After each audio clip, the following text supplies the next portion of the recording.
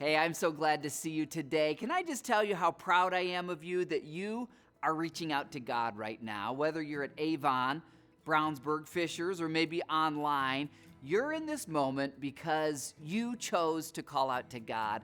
I hope you know He is reaching out to you today as well. Well, hey, as a church, we've got some really big things to celebrate, and I know many of you are new within the recent months, and so let me give a little bit of history here. As God has filled our Brownsburg location really to capacity, we've asked Him, God, how do you want us to keep reaching people for Jesus? Part of that is our online ministry that so many of you benefit from every weekend. Another part of that was when God opened the door for us to start our Avon location just about 2 years ago. It's been amazing to see God grow that.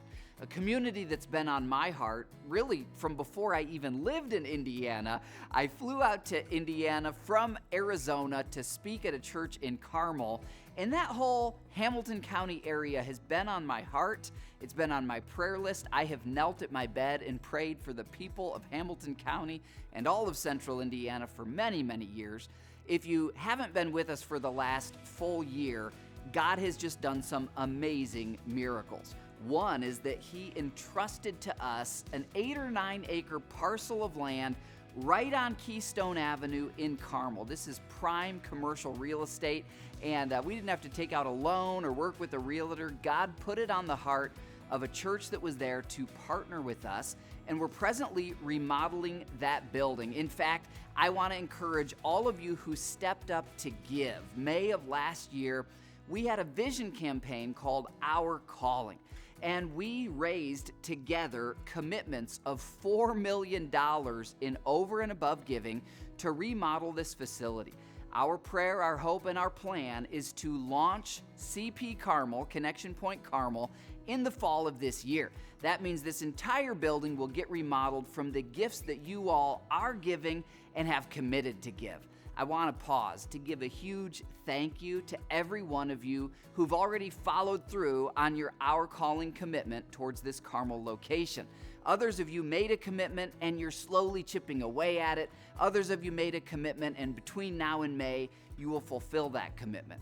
If you're new with us, can I just encourage you, building projects always cost a little more than estimated, and we're not in any kind of crisis, but you're welcome to join the rest of the body in what God's doing there in Carmel.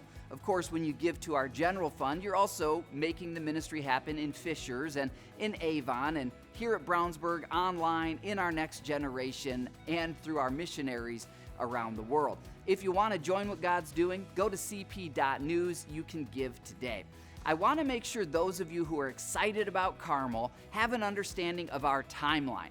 Our permits have all been submitted, and in fact, if you want to be praying with us this week, we should be getting sign-off from the city of Carmel to begin the renovations. Now, many of you have already helped to clean out the building.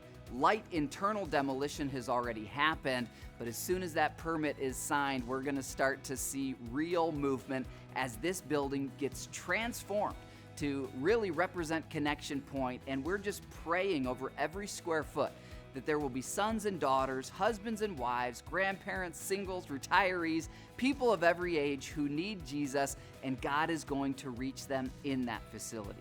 Connection Point, can I just say thank you for being the most generous church I know of. God is doing miracles, I believe, in response to our faith. So let's keep stepping out in faith together because He loves the people of Indiana, and I believe He's going to use us in our lifetimes to reach way more than we ever would have imagined. Well, today we are wrapping up our series called Kings and Queens, and we're hearing from my favorite teaching pastor in the world, Ron Merrill. Would you put your hands together and let him know how much you love him?